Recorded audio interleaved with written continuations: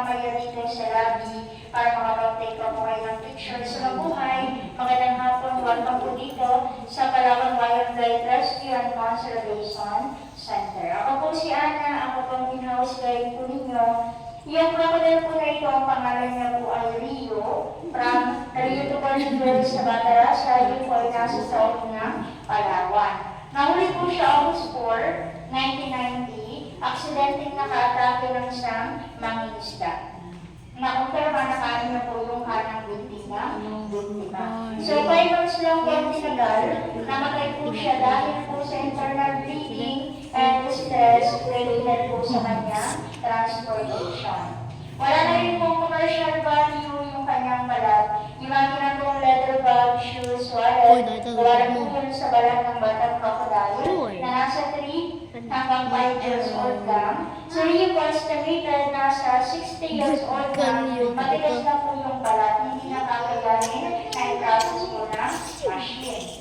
Dati si Rio, ang pinakamalaking crocodile, dito lang po sa Pilipinas. Si Lolo, ka-recognize bilang pinakamalaking crocodile sa buong mundo. Nasa 5 meters po itong si Rio, si Lolo naman po ay nasa 6 na metro. So, isang metro pa yung hinabag niya dito sa crocodile. So, si Lolo po ay nahuli 2011 sa Busan del Sur sa Mindanao. Hindi po siya pinadala dito sa Palawan.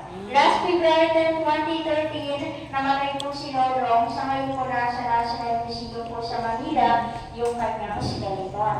So, clarify ko lang yung mga crocodile products na magaling pa po yun sa Teresa Rizal, others po from Davao. So, hindi po kami nagkakatay ng crocodile.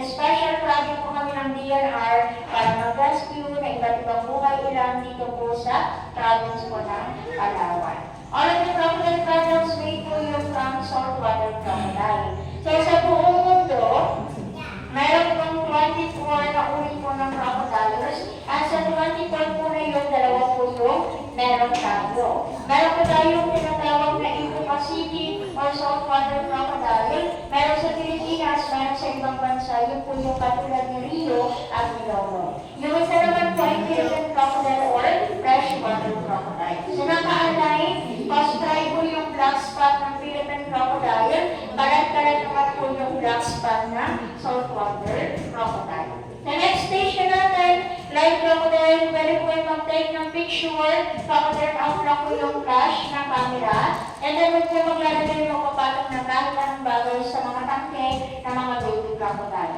Sa puno naman po na iba't ibang animal, 70 lang po isang metrong layo para makaikos po sa any accident. Sa mamaya naman po sa portable sa may entrance area, kapag nag-appear po kayo ng crocodile well-being, pwede kayo makapag-picture habang po yung baby crocodile. Babayaran po yun sa ticket yun nasa 60 pesos per person. Optional naman po yun siya. Pagkaw po rin nakatake yung mouth ng crocodile, safe to hold naman. So, let's go po dito. Next station po natin, like